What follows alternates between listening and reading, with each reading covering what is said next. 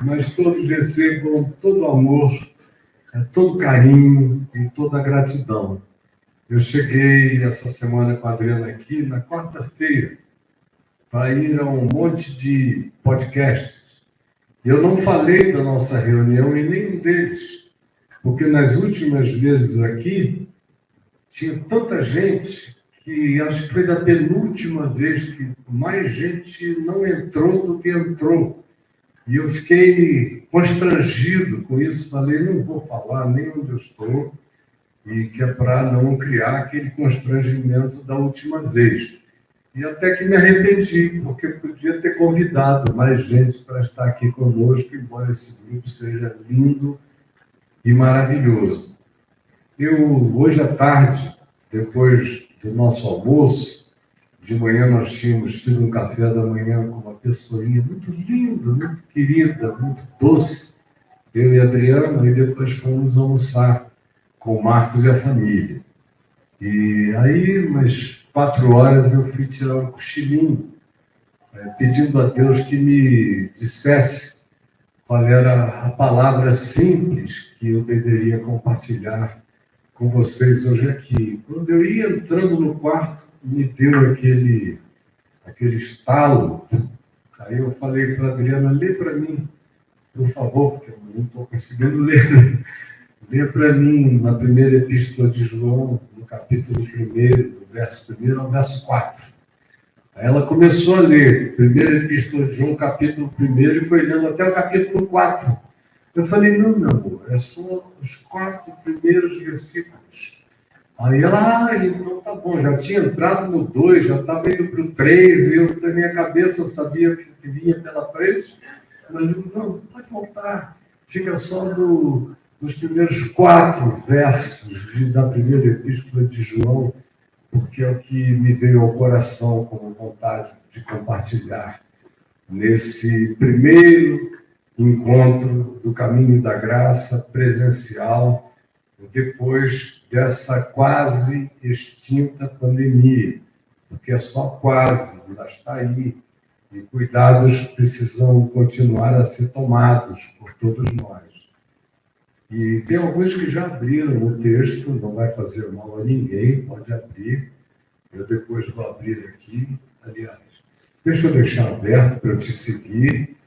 Tem um querido ali que já estava olhando, até pensando o que eu iria falar, né? E eu,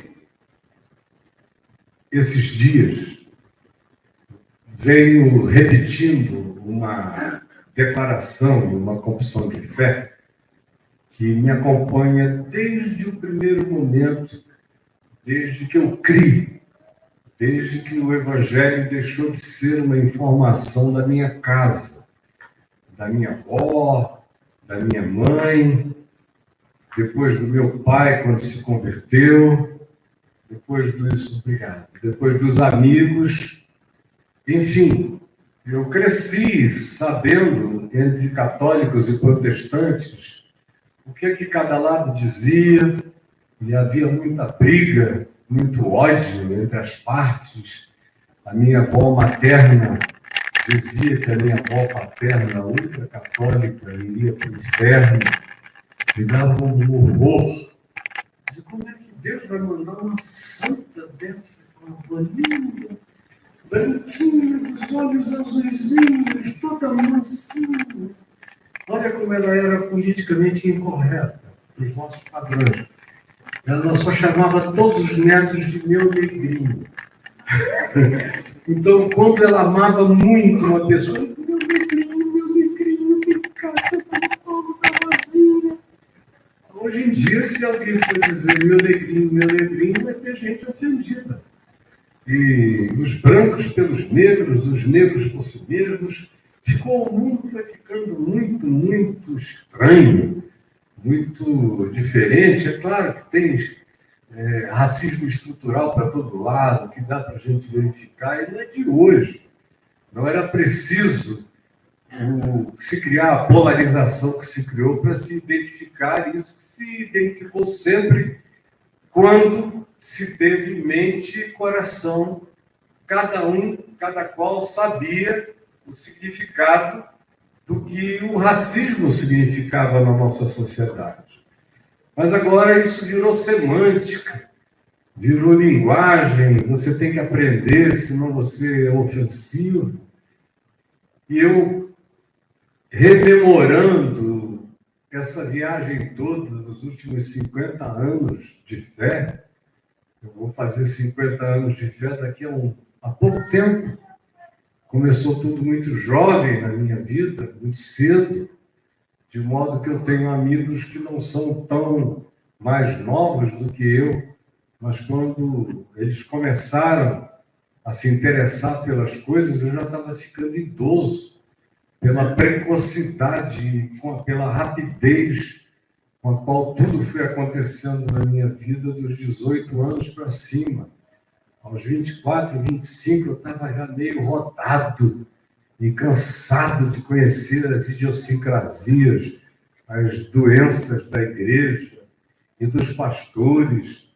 Aí você mencionou 86 e o Jorge lá. Eu estava pregando naquela CEPAL de 1986, eu não estou enganado. 85 eu estive lá. Eu sabia que foi um daqueles períodos, a primeira vez que eu fui lá pela CEPAL. E estava morando já no Rio há uns 5 anos, tinha deixado Manaus. Isso tudo é um preâmbulo praticamente desnecessário para dizer que quando o Evangelho entrou no meu coração e na minha consciência, a coisa mais forte e veemente que me atingiu foi um desejo de repetir a primeira geração de discípulos de Jesus na minha vida. Parecia uma presunção, mas quando alguém vinha me falar da história da igreja, eu digo, eu tenho todo o interesse em livros de muita gente sobre a história toda da igreja e do cristianismo, e eu só encontrava distanciamento do Evangelho. Sim, no primeiro século, Jesus está ali com uma dificuldade enorme de fazer aquele pessoalzinho entender. Vem o Espírito Santo, aí você diz, agora vai todo mundo entender. Eles não entendem nada, ao invés de irem, eles ficam. Ao invés de se lançarem, eles chamam. Ao invés de penetrarem, pervadirem o mundo e a terra, eles se fecham em copas. Ao invés de dividirem o pão da vida, eles formam uma comunidade fechada, quase impenetrável, começam a ficar com orgulhos de natureza judaico-sacerdotal, porque havia um grande grupo de sacerdotes agora frequentando as reuniões deles e começando a tratá-los com mais amenidade, e aquilo que deveria ter sido uma expansão se transformou numa reclusão, num domo, num fechamento. Aí vem Paulo, cerca de 7 anos depois, e é esse homem que não andou com Jesus, que não sentiu o cheiro dele, que não ouviu a voz dele, que não aprendeu nada direto dele, que aprendeu de outros, especialmente do seu primo Barnabé. Segundo as melhores tradições, eles eram parentes. E foi, diz ele, não fui a Jerusalém, não aprendi nem de carne, nem de sangue, mas aprendi de Cristo. O meu evangelho é segundo Jesus e segundo o que ele falou comigo. Eu não tive esses intermediários. E ele só subiu a Jerusalém 15 anos depois. Fez muito bem, porque não teria acrescentado nada, teria apenas colocado travas, rédeas, pudores, dos quais ele já nasceu livre. E, para além de tudo, e anos adiante daquela geração, daquelas gerações e desta geração, ou de qualquer outra geração. De modo que eu vi acontecer algo semelhante na vida do meu pai, que também não foi nem de carne, nem de sangue, conheceu o Evangelho lendo o Novo Testamento sozinho, a palavra explodiu nele. Quando chegou a minha vez, 5 anos depois, no meio de muita ânsia de morrer, o Evangelho explodiu com a mesma eclosão de graça. Quando os meus olhos se abriram, eu falei, eu me nego a fazer parte dessa geração de cristãos. Me perdoa, Jesus, mas eu quero viver amanhã da ressurreição. Só vale a pena para mim viver o Evangelho se for como aquele dito de Lutero, que eu já conhecia de ouvir, mas nunca tinha significado nada para mim. Ele disse, eu vivo como se Cristo tivesse morrido ontem, ressuscitado hoje e fosse voltar amanhã. E eu disse, eu quero viver com essa existencialidade. E aí, no dia seguinte, eu estava na rua, nas praças, com os hippies, com os amigos da alta sociedade, pregando em todos os lugares. Logo, logo me chamaram para expulsar demônio, não sabia nem o que era, mas eu falei, Jesus, eu já sei o que é e vai sair. E se não sair no Evangelho da Graça, vai sair no Evangelho dos Grace. Porque eu era bom no negócio, mas vai sair no da graça. Nunca precisei apelar para nada que não fosse meramente a palavra.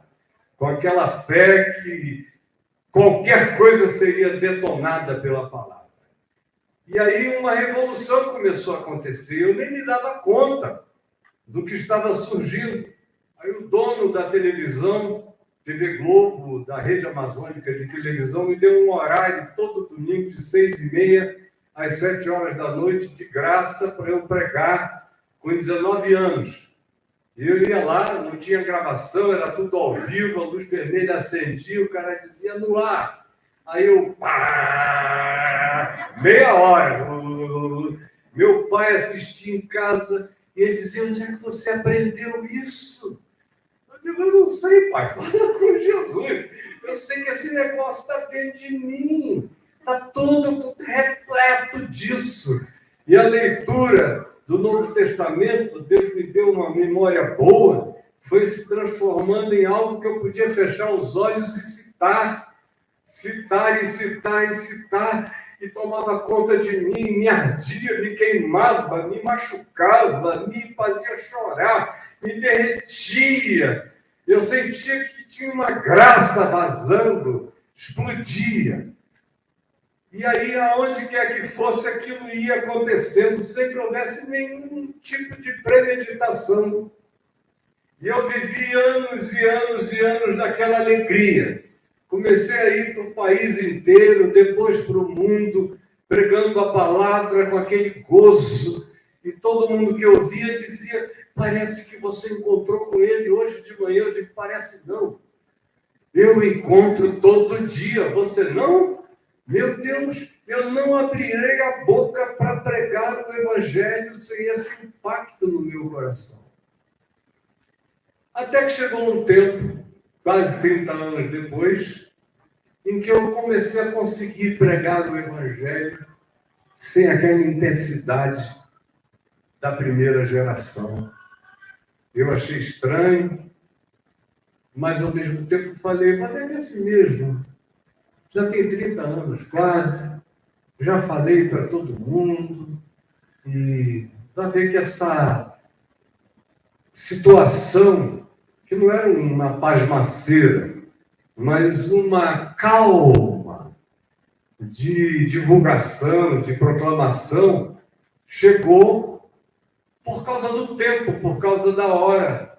Embora logo depois eu tenha entrado num estado de desconfiança a respeito do que estava acontecendo comigo.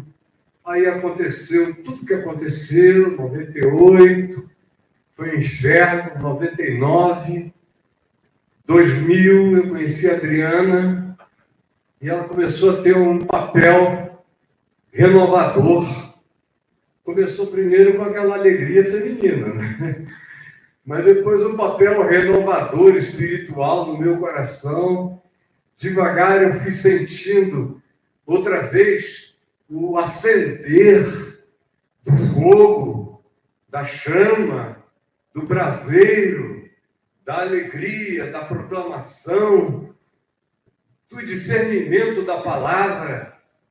E ela é testemunha todo dia, de que eu prego todos os dias, e eu tomo meu café, fico ali um pouco embaixo em casa, subo para fazer o papo de graça, nunca sei o que eu vou pregar.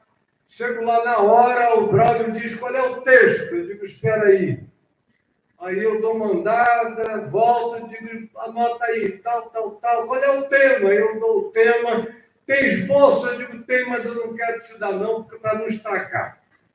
E aí vou e falo 1 hora, 1 hora e meia, sem conseguir parar, aquela avidez, aquela alegria. Eu subo às vezes cansado, desço renovado, com vontade de pegar o mundo nas pernas, uma alegria enorme. Quanto mais velho eu vou ficando, melhor eu sinto que isso vai se tornando mais suave, mais intenso, por outro lado, mais forte e mais membro de novo e outra vez da primeira geração. Na realidade, nós todos fomos e somos chamados para nunca deixarmos de ser membros da primeira geração do Evangelho. E o apóstolo João deixa isso claro. Paulo repete de várias formas e modos diferentes. Jesus disse isso explicitamente, mas eu gosto muito do modo como João, no primeiro capítulo da primeira epístola dele, fala nesses primeiros 4 versos, onde ele diz o que era desde o princípio, que é um modo de João introduzir as coisas sobre Jesus, inclusive no evangelho dele. Ele começa praticamente assim: no princípio era o Verbo, e o Verbo estava com Deus, e o Verbo era Deus. Aqui ele começa dizendo o que era desde o princípio. É o Verbo, que é uma expressão que ele tomou lá do pessoal de Tales de Mileto, 500 anos antes de Cristo, que desenvolveram essa noção do Logos como razão causal de toda a criação, de todo o universo. Vocês vejam como Deus se revela a quem quer, onde quer, do jeito que quer, não pede licença a ninguém. E João aprende com o pessoal de Mileto, que viveu, eu falei 500 anos antes de Cristo, não, 3.500 anos antes de Jesus. Eles vieram com essa noção antes dos pré-socráticos, antes de todo esse pessoal. E João se apropria dessa palavra, verbo, logos, no princípio, que era desde o princípio. O que temos ouvido. Ele usa todos os sentidos para descrever o que temos ouvido da boca de Jesus, o que temos visto com os nossos próprios olhos, porque a gente às vezes vê com olhos de outros e nem sempre viu mesmo. Às vezes já viu como eu estou vendo aqui, distorcidamente. Mas ele disse o que vimos com os nossos próprios olhos, o que contemplamos, que é uma descrição de um olhar sublimado, tomado por aquela perplexidade, por aquela alegria da visualização, o que vimos com os nossos próprios olhos, o que contemplamos, e as nossas mãos apalparam. Pegamos ele, botava a cabeça no peito de Jesus. Quanto toque, quanta pegada, quanto suor, quanto cheiro, quanto pão partido, quanto roçar de corpos, quanto andar juntos, quanta coisa aconteceu do ponto de vista das fisicalidades. Ouvimos, vimos, pegamos, contemplamos. E as nossas mãos apalparam com respeito ao Logos, ao verbo da vida, ao sentido causal de todas as existências. E a vida se manifestou. E nós a temos visto. Ele não diz e nós a vimos, agora ele continua. Jesus já tinha ido, mas ele diz e nós a temos visto. Jesus já não era mais visível. Mas ele inicia dizendo, houve um dia que os olhos viram, os ouvidos ouviram, as mãos apalparam. Mas nós, eu, mesmo não estando mais ele aqui, os nossos olhos o têm visto, continuamos a vê-lo. Mesmo sem a presença materializada, historicamente concreta, temos visto. E ele prossegue e diz, e dele, dessa vida, dessa manifestação que temos visto, dela damos testemunho. E vou anunciamos a vida eterna, a qual estava com o Pai e nos foi manifestada. O que temos visto, ele outra vez repete, ele já não está entre nós, mas eu continuo a vê-lo. Ele escreveu isso idoso, idosíssimo, o mais idoso de todos os apóstolos, o único que não morreu de morte, de martírio, morreu de velho, exilado na ilha de Patmos, como exilado político. A vida se manifestou e nós a temos visto e delas damos testemunho e vou anunciamos a vida eterna, a qual estava com o Pai e nos foi manifestada. O que temos visto, o que temos ouvido, anunciamos também a vós outros, para que vós igualmente, repitam comigo, para que vós igualmente, mais uma vez, para que vós igualmente. Ele está falando agora para um grupo que já vinha da terceira geração. E diz que aconteceu com a gente, começando na Galileia, até 40 dias depois da ressurreição, até quando ele foi assunto aos céus, no Monte Olival, e nós contemplávamos, olhando enquanto ele era levado, até que uma nuvem o encobriu dos nossos olhos, e nós ouvimos vozes e olhamos para o lado, e eis que 2 varões vestidos de branco estavam ali dizendo, varões galileus, porque estáis olhando para as alturas? Esse Jesus que dentre vós foi assunto aos céus, assim virá outra vez do modo como viste subir. Ele diz, isso temos visto e compartilhamos com vocês, para que vocês, do mesmo modo, da mesma forma, mesmo que vocês não tenham ouvido a palavra que saiu da boca física dele, mesmo que vocês não saibam como ele era, e eles nunca tiveram nenhuma necessidade descritiva de dizer que Jesus era louro, era branco, era amarelo, era preto, era coisa alguma, seria uma heresia. Como hoje em dia eu vejo o pessoal se esforçando pela negritude de Jesus, por isso aquilo nada conta.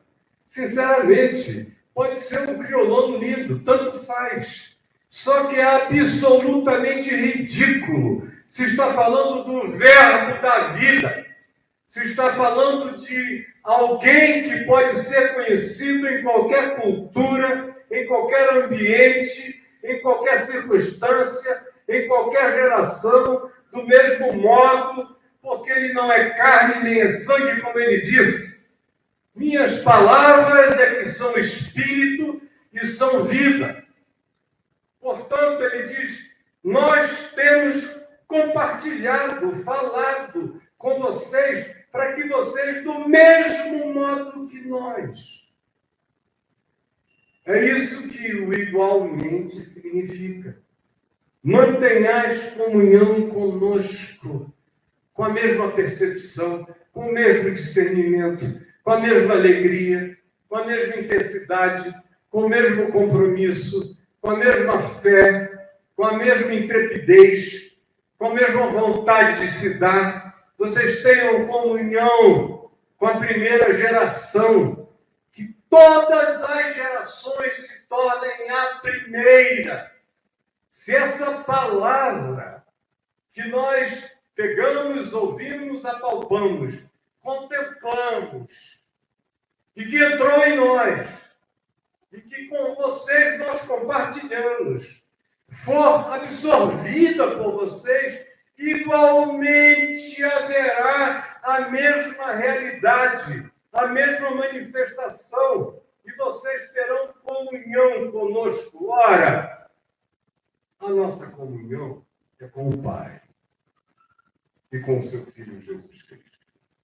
Estas coisas, pois, vos escrevemos para que a nós, e ele se inclui os demais na mesma alegria, para que a alegria que nós tivemos na ressurreição seja a mesma alegria que vocês tenham, para que a nossa alegria seja completa. Aí a gente olha para o que acontece à nossa volta. Um Jesus totalmente desfigurado, a cara do diabo, cada vez mais, parece um Belzebu, parece um Midas, parece uma divindade greco-romana, parece uma síntese do panteão greco-romano, não tem absolutamente nada a ver com Jesus dos Evangelhos, distante, que faz os discípulos terem ódio, que se dividem em ideologias, que cultuam os seres humanos como divindades políticas, religiosas, que adoram a Mamon e que fizeram com que Deus só aceite a adoração que seja dada em dinheiro. Um Jesus totalmente disforme, que não guardou sinal algum do seu próprio caráter, e que é aquele que a maioria dos cristãos da terra adoram. Adoram-no contra Deus, adoram-no blasfemamente, adoram-no contra o amor, adoram-no em favor do ódio, adoram-no orando por guerras, adoram-no com torcidas, como torcedores fanáticos de antagonismos, cada lado defendendo o Cristo da sua própria doença e projeção, mantendo comunhão com espíritos malignos, comunhão com demônios. E vocês vão ficar chocados comigo. E Deus permita. Porque o que eu vejo quase todo dia é um monte de gente usando o nome de Jesus para batizar a Satanás entre nós e para glorificar aquilo que é a própria negação daquilo pelo que Jesus viveu, morreu, ressuscitou e voltará. Agora, João está dizendo que não vale a pena ser cristão, não vale a pena se dizer discípulo, não vale a pena coisa alguma, se não for igualmente como foi. Igualmente como foi conosco, tem que ser com vocês. E não adianta dizer, mas que pena que eu não vivi naquele tempo. Talvez você virasse Judas, do jeito que você é, vivendo naquele tempo, graças a Deus, que Judas é melhor do que a maioria dos pastores e crentes que eu conheço. Ele, pelo menos, depois que traiu, saiu desesperado, dizendo: eu traí, pequei, traindo sangue inocente, se enforcou. Que glória! Que glória! Aqui não, o pessoal trai, engana, mente, nem se enfoca. Nem se enfoca, ficam aí todo dia, cada vez piores. São Judas Iscariotes. Vai ter que ser glorificado entre nós, porque pelo menos teve a bênção do remorso suicida, que não acontece entre nós. Ao contrário, ninguém quer nem saber. Eu sou acusado por aí de ser aquele que é o pai das inclusividades. Mas outro dia eu ouvi uma menina dizer, uma garota bonitinha, assim, meio patricinha, lindinha, cheirosinha, dizer que o pastor dela disse que eu era um ser humano bom, era uma pena que eu era muito radical. E aí eu quis saber qual era a radicalidade. A radicalidade é de pregar Jesus como sendo alguém que pode ser vivido hoje. Será que ele não entende que não dá mais? Que o mundo mudou? E aí me deu uma alegria enorme. Obrigado, Jesus, por essa radicalidade. Que eu seja acusado disso até o último dia da minha vida, até depois de morto. Porque vocês vão viver para assistir. Que eu não vou andar para trás. Não tem moonwalking aqui. É para frente, é para diante. Eu não estou andando nem na direção de Paulo. Paulo foi meu irmão de leite, querido e amado. Mas não é a minha referência absoluta, eu só tenho uma. É andando para Jesus, o autor e consumador da minha fé, com os olhos postos nele, querendo que a ressurreição cresça em mim todo dia, que o amor dele aumente, que a minha fé não titubeie. Que coisa mais maravilhosa é não ter nada e possuir tudo, é não saber coisa alguma e não ter incerteza sobre nada, que é o que o Evangelho produz na vida da gente quando você igualmente mantém comunhão com o Pai e com seu Filho Jesus Cristo. De que geração você é? Qual é a sua geração? Quem é o seu pai na fé? Não diga não, porque pode ser que a gente tenha que dizer: vós sois filhos do diabo. Que foi o que Jesus disse. O Paulo disse para o mágico Elimas, que tentava dissuadir a pregação de Paulo para o procônsul Sérgio Paulo, lá em Atos. Ó filho do diabo, cheio de todo engano e de toda malícia, até quando perverterás os santos e retos caminhos do Senhor? Eis aí a mão do Senhor sobre ti, e tu ficarás cego por algum tempo. Ele, andando em volta, não via coisa alguma, senão névoa e escuridão, e teve que ser guiado pela mão. Pelo menos se deixou guiar pela mão. Hoje em dia o pessoal está cego e não quer ser guiado por mão nenhuma, só para aquilo que os leva para mais distante. Qual é a sua geração? Eu queria que hoje, e eu vou falar muito pouco, o que é uma realidade, eu queria que você pensasse do que você é filho. Em que fé você foi parido? De que útero espiritual você procede? Você foi batizado em quais fetiches?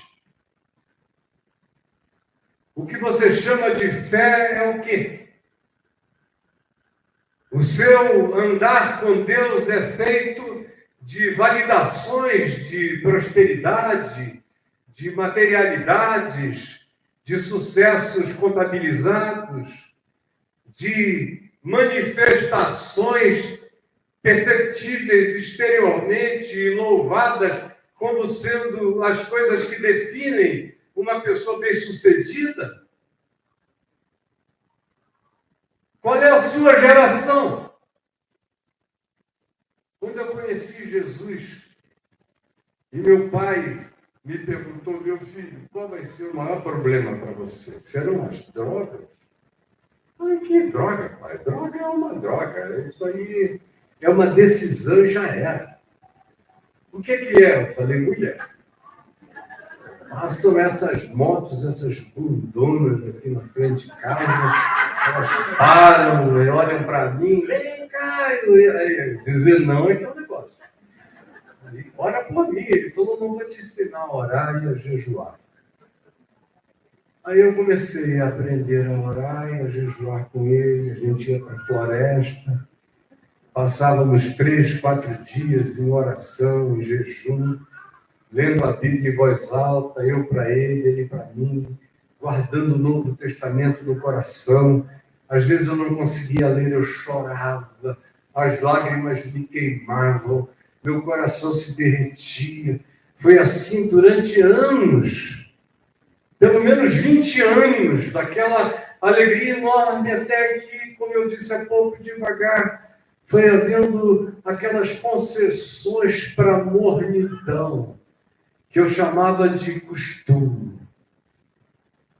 Graças a Deus por tudo que me aconteceu. Porque me colocou de novo no mesmo canto, no mesmo lugar, com uma vontade de radicalidade cada vez mais profunda, pedindo a Deus que a minha vida seja como o vinho de Caná da Galileia. Quanto mais o fim da festa, mais gostoso, melhor, mais intenso, mais verdadeiro, mais sincero, mais simples, mais quebrantado, mais descomplicado, mais sem vontade de impressionar nada e pedindo ao Espírito Santo que rasgue mentes e corações na simplicidade dessa palavra. Para que vós igualmente mantenhais comunhão conosco. Ora, a nossa comunhão é com o Pai e com seu Filho Jesus Cristo. E estas coisas vos temos escrito para que a vossa alegria seja completa. A gente só conhece essa alegria completa quando a gente diz: eu sou filho da primeira geração. Eu sou filho da manhã da ressurreição. Eu sou filho da loucura da pregação. O Espírito Santo se renova em mim todo dia e eu vivo um Pentecoste de graça. Todas as manhãs acordo e vivo nessa expectativa, durmo nessa certeza e a vida vai passando e a certeza de que tudo só se expande e continua. E você não tem que virar um esquisitão. Não tem que virar um idiosincrático. Quanto mais isso cresce, menos fanatismo existe. Mais liberdade, mais clareza no olhar, mais compreensão, mais capacidade e palpabilidade. A minha mulher sabe. E ela acompanhou esses últimos 22, quase 23 anos. Ela viu esse retornar. Ela sabe que todo dia está mais gostoso. E ela sabe que eu estou mais gostoso. Que todo dia fica melhor. Que todo dia fica mais suave, mais manso. Que todo dia se torna mais íntimo. Que todo dia aquela certeza de que nada nos faltará deixa de ser palavra de salmo e passa a ser passo, vida, ato, olhar, interpretação, alegria, convicção. cada dia mais presente, cada dia mais contemplação, cada dia melhor a audição, cada dia mais simples o testemunho, cada dia mais nítido o olhar, cada dia mais embelezida a adoração, cada dia mais da primeira geração. E eu gosto mais dessa primeira geração de hoje do que até da primeira geração deles. Porque, graças a Deus, eu estou livre de um monte de besteira de Pedro, de Tiago, de João, de bobajadas para lá e para cá. Um monte de coisas que ficaram para trás. Aí você diz, olha, você pode até estar pregando mais simples, mas uma coisa é fato, você ficou arrogante. Porque você está dizendo que Paulo é só um colega. E eu aprendi com Paulo que ele é só um colega. Aprendi na carta aos Hebreus que eles, sem nós, não seriam aperfeiçoados. Aprendi que a intenção de Deus é que a cada nova geração o Evangelho, como compreensão, como discernimento, como prática, como experiência, como vivência, como acumulação de discernimento, cresça em nós de modo que a gente se aperfeiçoe em Cristo todo dia, mas isso só acontece se nós igualmente tivermos a mesma comunhão. Quanto tempo faz que você, por exemplo, não lê o Novo Testamento? Você diz, não, eu leio aqui assim. Para mim não tem problema, isso aqui é uma novidade de Gutenberg para cá. Não existia antes. Paulo não lia a Bíblia. Não tinha, só tinha a Torá e os livros da sinagoga, que não dava para carregar. Pesavam tanto que ele, saindo rápido da casa de Carpo, deixou uns pergaminhos lá. E foi embora sem Bíblia nenhuma, nem dos judeus. Texto cristão, quem escreveu primeiro foi Paulo, a primeira carta aos Tessalonicenses. Os evangelhos foram os últimos textos a serem escritos. Nenhum deles tinha que meditar num livro de manhã, mas a mente tinha que memorizar.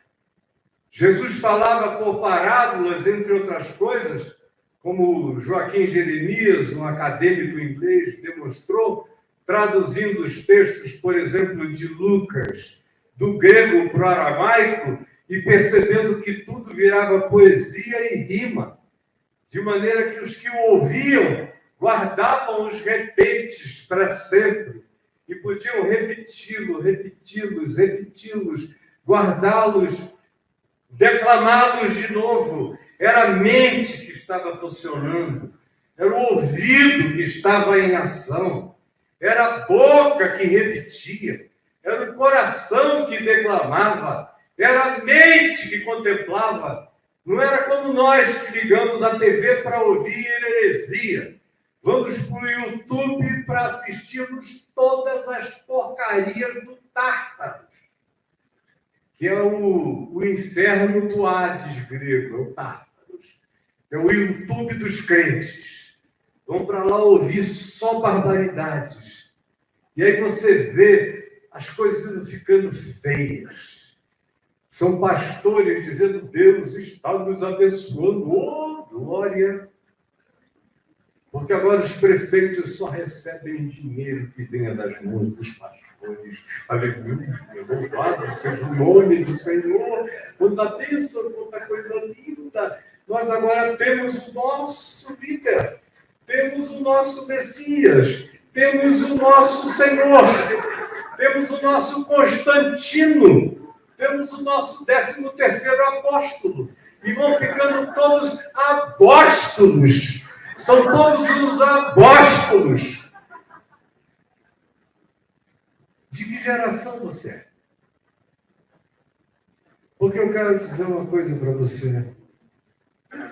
Se você não for da única, primeira e contínua e eterna geração do Evangelho, você nunca terá alegria. O que nos mantém assim é essa alegria completa. De você saber que Deus é. Como semana passada, a gente esteve numa agonia muito grande, algumas das pessoas que estão aqui nesse auditório, por causa de uma coisa monstruosa que estava acontecendo e aparentemente não tinha mais volta humana. Já era e não tinha retorno. Aí todos os que souberam convergiram as orações em intensidade, em clamor. Quando eu terminei o papo de graça, que eu li aquele textinho que essa pessoa amada do meu coração mandou, eu caí num pranto na minha mesa e comecei a chorar e dizer: Jesus, Jesus, não, Jesus, não, Jesus, põe tua mão, Jesus, não, não, Jesus, põe a tua mão para isso agora. Aí 50 minutos depois, mais ou menos, eu recebi um telefonema de um filho meu, me dizendo: meu pai, Deus é bom, Deus é bom. Aconteceu o impossível. Aconteceu. E eu só carregava no coração essa declaração: para que a vossa alegria seja completa. Foi o que Jesus disse em João 15, repetiu em João 17. Vocês não têm pedido nada em meu nome, peçam e recebereis. Para quê? Para que a vossa alegria seja completa. A gente tem que amanhecer todo dia na frente da tumba de Lázaro, para que a nossa alegria seja completa. O Evangelho não tem que ser uma narrativa de 2000 anos, mas tem que ser um acontecimento do meu cotidiano e pode ser do seu, para que a nossa alegria seja completa. Se nós não formos restaurados na alegria dessa primeira geração, da ousadia da fé, dessa certeza de palpabilidade, de sensorialidade, de discernimento, de presença, de comunhão, que é algo que tem a ver com sentar junto na mesma mesa com Ele. Cearei com Ele e Ele comigo. Essa a promessa, é esse o desejo. E é essa a possibilidade. Eu não vim aqui para falar uma utopia. Eu vim aqui para declarar a mais fascinante e simples de todas as possibilidades. Quem quiser, provará. Quem não quiser, continuará andando na sua própria infelicidade, precisando procurar homens, mulheres, intercessores, gente que se interpõe entre Deus e você, triângulos. Hoje de manhã a gente conversando com essa pessoinha querida, ela vinha de uma igreja onde tudo triangulava pelo apóstolo, pela apóstola, pelos apóstolas, por tudo mais. E aí eu falei: ali tudo triangula, minha filha. Ela falou: pois é, eu só vim aprender agora que de triângulo já basta a trindade. Eu falei: de triângulo já basta a trindade, não precisa de triângulo nenhum.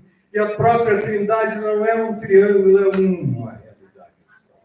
O resto é doutrinação que confunde a mente. Para que vós igualmente tenhais a mesma comunhão que nós temos.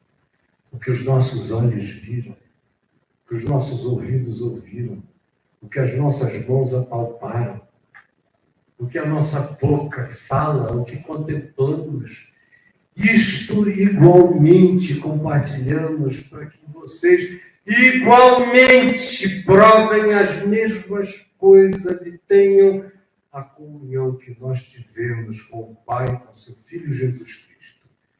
e para que a vossa alegria seja completa. Eu não sei o que você veio esperando aqui, mas eu vim dizer só isso. Na esperança de que vós igualmente,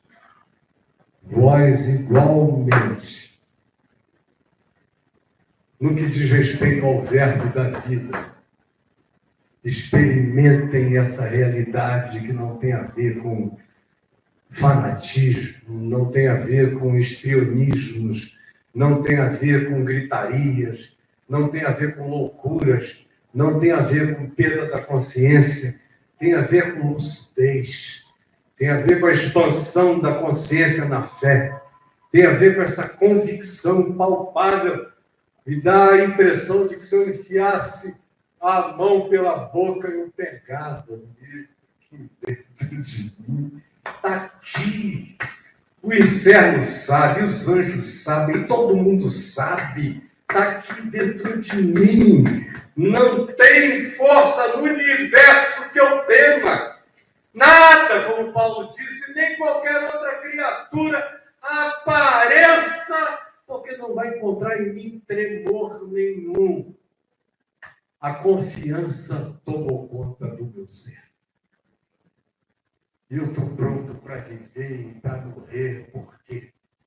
Porque igualmente eu ganhei comunhão nessa alegria da ressurreição, da vida, dessa explosão de gozo que dia a dia se transforma em algo mais fascinante, mais simples, mais fácil de dizer, menos complicado, menos elaborado, porque já está tudo laborado na experiência do amor e da fé todos os dias.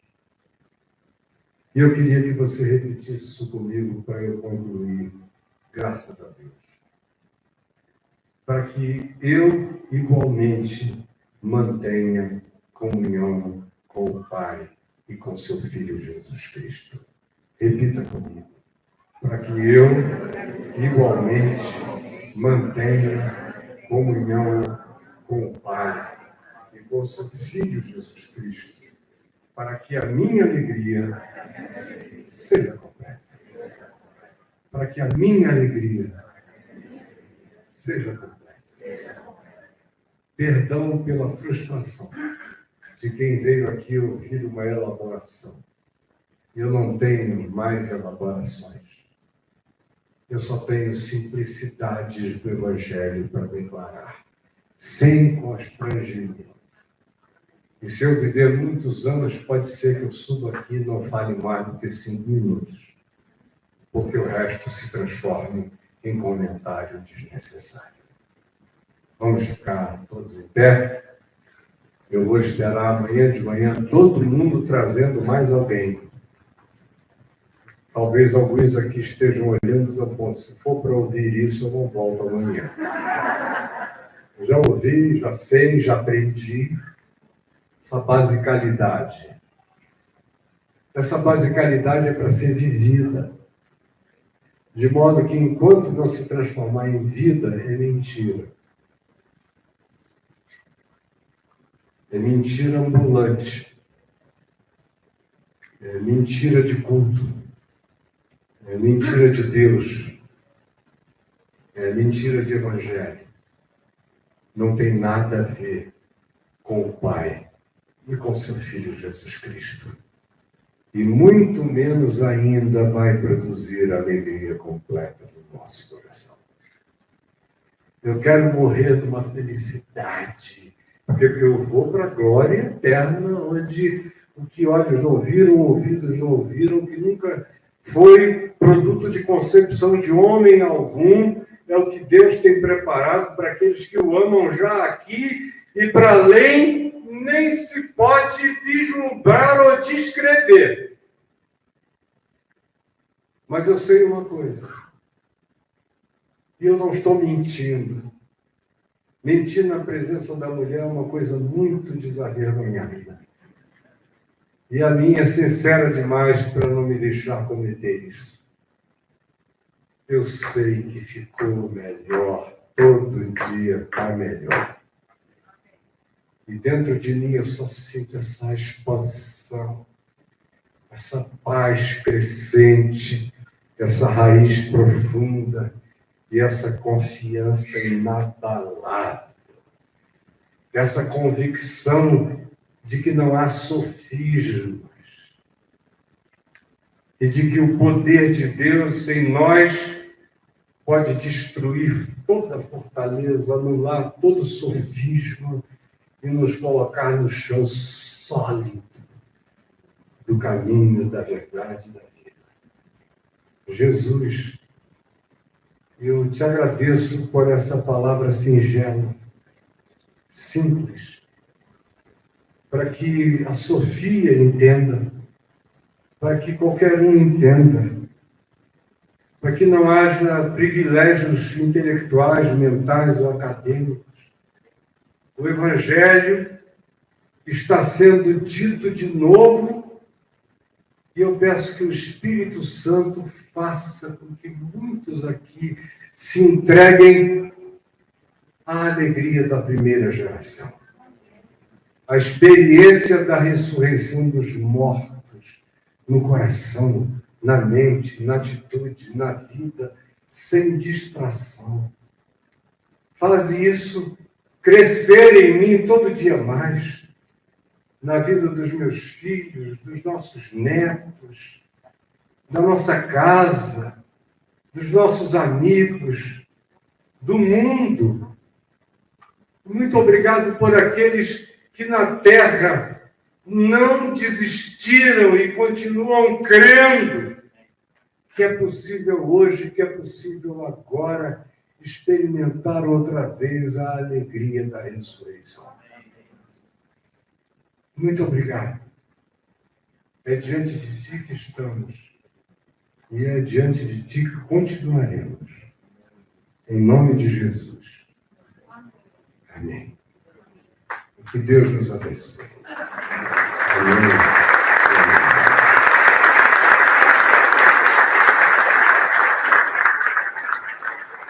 Eu queria pedir, se for possível, o meu querido Jorge vir até aqui cantar uma letra que eu fiz há muitos anos. E foi você ou o Pimenta que puseram a música? Foi Pimenta pôs a música e ele gravou no Grupo Cimente, não é isso mesmo? Eu acho que foi em 1984 que eu fiz a letra. Foi antes do Pimenta falecer. A gente tinha uma reunião toda quarta-feira no centro de... Como era o nome, meu amor? A Adriana ia lá e eu não a conhecia, mas ela sentava lá no centro do professorado Paulista. Não, o professorado Paulista é aqui. Era em Botafogo, no Colégio Brasileiro de Cirurgiões. E aí o Pimenta sempre me pediu uma letra. Eu fiz uma lá do pescador, ele botou uma... Aí ele falou, me dá outra. Aí eu fiz aquela que você gravou. Se você, naquele tempo, era exatamente o que o meu coração pedia. E hoje em dia é o que o meu coração quer ainda mais. Se você puder cantar, eu vou ficar muito feliz.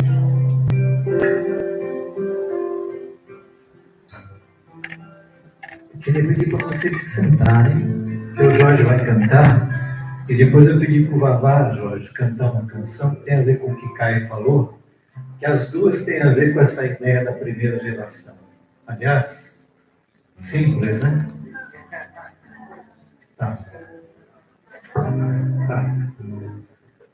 Vamos levar algum tempo para entender um pouco. Muito bom, muito bom.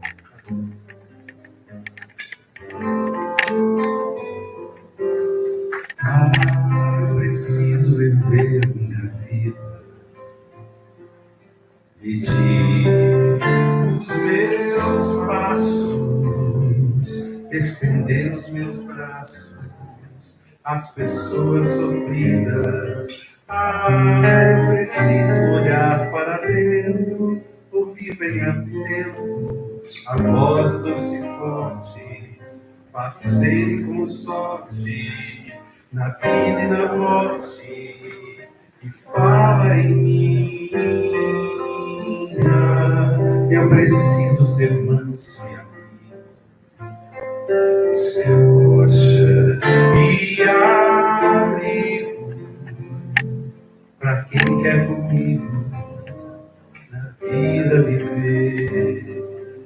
Eu preciso ter olhos abertos, motivos bem certos para nunca enganar essa gente esgotada de tanto chorar.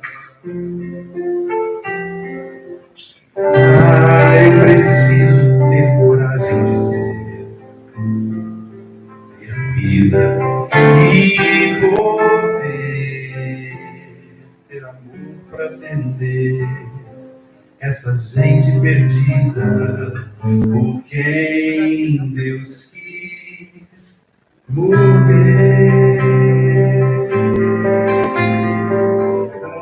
Eu preciso viver. Eu preciso viver.